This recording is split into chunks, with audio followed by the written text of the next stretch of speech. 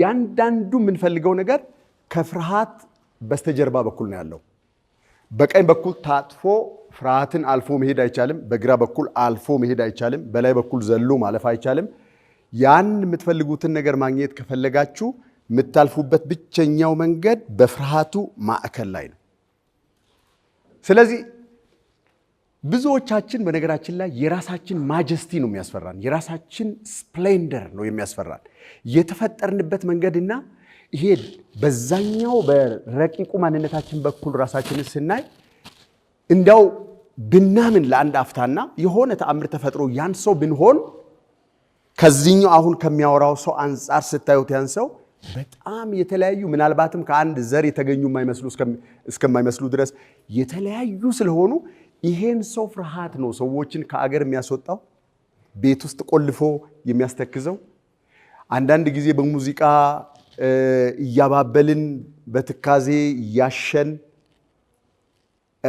ለመሸሽ የምናደርገውን ጥረት የምናደርገው ይሄንን ልንሆነው እንችለው የነበረውን ነገር ለመሸሽ የምናደርገው ጥረት ነው የማይፈራ ሰው የለም ለምን ቢባል እጅግ በጣም ግሎሪየስ የሆነ ፍጥረት አለ በእያንዳንዳችን ውስጥ በነካችሁት ቁጥር ይወራችኋል ምክንያቱም it's so big it's so majestic it's so grandiose ይሄ ሰው በእውነት ከኔ ጋር አብሮ የሚኖር ከኔ ተፈጥሮ ውስጥ የሚወጣ ነው ፍጥረት ነው ብላችሁ ስታስቡት በገዛ ራሳችሁ ግሎሪ ጥላ ፍርሃት ያድርባችኋል ብዙዎቻችን በዛ አይነት መንገድ ነው የምንኖረው አሁን እንግዲህ ይሄ ሰው ይሄንን ሲል ምን ማለቱ መሰላችሁ የማናቀው አገር ስንሄድ በማናቀው መንገድ እንደምናልፈው አንዳንድ ጊዜም አገሩን የሚያውቁ ሰዎችን እየጠየቅን መንገድ እንደምናሳብረው ህይወታችን ትልቅ እንዲሆን የምንፈልግ ሰዎች አሁን ድረስ የፈጠርነውን ህይወት የማይመስል በጣም ትልቅ በጣም ግራንድ ምናልባት ከኛ አልፎ የብዙ ሚሊዮን ሰዎችን ህይወት ሚነካ ግዙፍ ህይወት መፍጠር የምንፈልግ ከሆነ የማናቀው አገር ስለሆነ ያ አገር ገና ከጅማሮ ጀምሮ ሰውነታችንን የሚወር ወደ ኋላ የሚጎትተን ነገር ይጀምረናል ምክንያቱም is as if የማታውቁት አገር ለመሄድ ስንቅ ይዛችሁ እንደመነሳት ማለት ስለሆነ ማለት ቆይ ከዚህ በፊት 2 ሜትር ከፍታ ዘልዬ ማላክ ከሆነ ራሴን ትሬን ማድረግ አለብኝ አይደለ 2 ሜትር ከፍታ ለመዝለል ደጋግሜ ራሴን ትሬን ማድረግ አለብኝ በመጀመሪያው ላይ ሳካልኝ ይችላል በሁለተኛው ላይ ሳካልኝ ይችላል በሶስተኛው ላይ ሳካልኝ ይችላል ከእለታት አንድ ቀን ግን ያቺን ሴንቲሜትር ከፍ ብዬ በላዩ በኩል አልፌ እንትኑን ዱላውን ሳልነካው ሳልፍና የፈለኩበት ቦታ ላይ ሳርፍ ራሴን ላይ ይችላል አሁን ሳወራ የሚሰማኝ እያንዳንዱ ሰው ለብዙ ሚሊዮን ሰዎች መድኃኒት የሚሆን የሆነ ነገር በዛ ሰው ውስጥ አለ በሆነ መንገድ መውጫ መንገዱን እናንተ ታውቁታላችሁ ልባችሁ ላይ ስለሚሰማችሁ ስለምታውቁት ግን በእያንዳንዱ ሰው ውስጥ የራሱን የቤት ኪራይ መክፈል አይደለም የራሱን አመታዊ ወጪ ከቨር ማድረግ አይደለም የራሱን ቤት ሲገባ ተደብቆ በመኝታ ቤት ውስጥ የሚያደርገውን ንግግር አይደለም ግራንድ በሆነ መንገድ ትልልቅ ሊያደርገን የሚችል ክሪኤቲቪቲ ስጦታ በእያንዳንዳችን ውስጥ አለ ይሄንን አውጥቶ ስለመጠቀምና የብዙ ሚሊዮን ሰዎችን ህይወት ስለመንካት ስታስቡ ግን አውቶማቲካሊ የሚሰማቸው ስሜት ምንድነው ከዚህ በፊት ካለፋችሁበት መንገድ ተነስታችሁ ህይወታችሁን ታስቡትና ለማሰብ ራሱ እንደ ቁስል የሚሰማ የሚያም ነገር አለ ያንን ነው ፍርሃት ብለን የምንለው አንዳንዶቹ ኢነርጂ እንደ መስፈንጠሪያ ተጠቅመውበት ትላልቅ ነገሮችን ገንብተዋል አንዳንዶቹ ሰዎች ደግሞ በውስጣቸው ተሸሽገው እዚህ ምድር ላይ ኖረው እንዳለፉ እንኳን አሻራ እዚህ ምድር ላይ ምልክት ማታገኙባቸው ሰዎች ደግሞ አሉ የተቆለፉ ወደ ውስጣቸው የተመለሱ ግን ምንም አይነት ውጫዊ ኤፌክት የሌላቸው ሰዎች ደግሞ አሉ ከፍርሃት የተነሳ አንዳንዶቹ ሰዎች ደግሞ ፍርሃትን እንደ ፊውል እንደ ነዳጅ ተጠቅመው የዚህን ዓለም መልክ የለወጡ ሰዎች አሉ መሰላችሁ ፍርሃት አንድ ሰው ፕሮግረስ ያደረገ ይሁን በነበረበት የድሮ ቦታ ይሁን በትክክል የምታውቁበት ነገር ነው ልክ እንደ ሰበቃ አድርጋችሁ ቁጠሩ ቤዚክ ሳይንስ መቼም ተምረናልና አንድ ነገር ቦታው ላይ ባለበት ሰዓት ምንም አይነት እንቅስቃሴ ምንም አይነት ሞቢሊቲ በሌለበት ሰዓት ከመሬቱ ጋር ተያይዞ ልክ እንደዚህ ጠረጴዛ ባለበት ሰዓት ምንም አይነት ፍሪክሽን ኤክስፒሪየንስ አያደርግም ኖርማል ፎርስ ብቻ ነው ያለው እንደምታውቁት ግን the moment I try to move it ምንድነው የሚያደርገኝ በእግሮቹና በወለሉ መካከል ያለው ሻካራ ነገር ጠረጴዛውን እንዳላንቀሳቀስ ሬዚስት ያደርገኛል ሰበቃ ነው ማለት ነው ስለዚህ ሰበቃ ሁል ጊዜ ምን ያመለክታል ማለት ነው? ሰበቃ ካለ ሁል ጊዜ ምን ያመለክታል ማለት ነው? ለመንቀሳቀስ ፕሮግረስ ለማድረግ እየተጣጣርኩ እንደሆነ አውቃለሁ ማለት ነው። ያንን እንደ ኔጌቲቭ ክሉ እንደ ኔጌቲቭ ፍንጭ የሚወስዱ ሰዎች አሉ። አንድ ነገር እየፈተደኝ ነው ማለት ነው። ከዚህ በፊት ሄጄበት ማላቅ አገር፣ ከዚህ በፊት ሞክሬ ማላቀው ነገር፣ ከዚህ በፊት ቻሌንጅድ ሆኜ በማላቀው ደረጃ ቻሌንጅ እየተደረኩ ነው ማለት ነው። that's why I feel fear።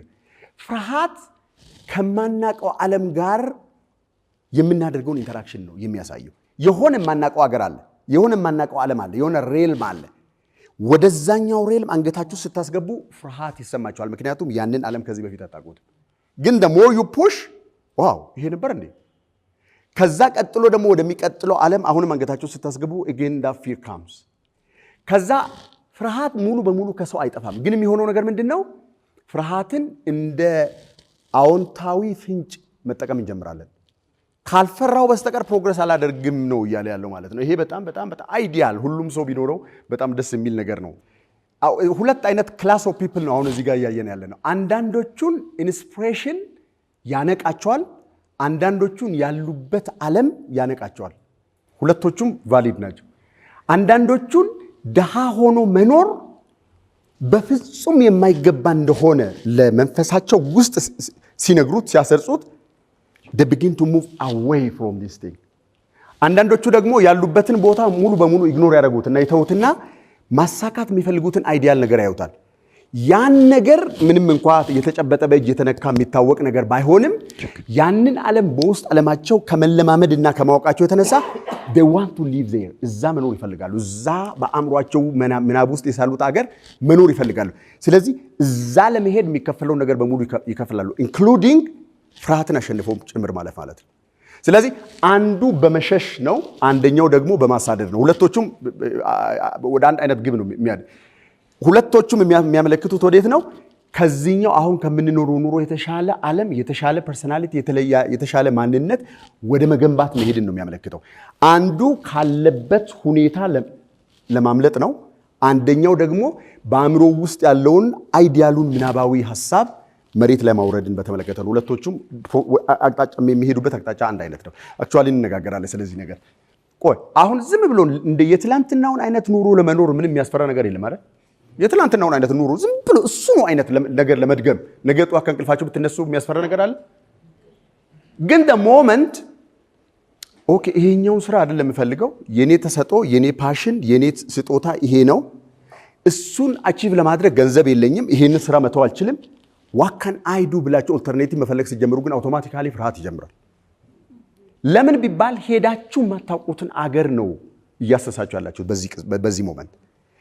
ልክ ስራ ስለመታው ስታስቡ አውቶማቲካሊ አእምሯችሁ ውስጥ የሚመጣው ምንድነው? የሚቋረጥ ገቢ፣ የሚመጣ ወርሃዊ ችግር፣ በየወሩ የሚከማች ቢል፣ እሱ ነገር ወዴት አቅጣጫ ሊወስዳችሁ እንደሚችል ሲሙሌት እያደረጋችሁ እያሰባችሁ በሄዳችሁ ቁጥር አውቶማቲካሊ ወደ ነበራችሁበት ኑሮ እንድትመለሱና ይሄን አዲሱን ሐሳብ እንድትሆኑ ነው የሚያደርጋችሁ። ብዙዎቻችን እንደዛ አይደለም የምናደርገው።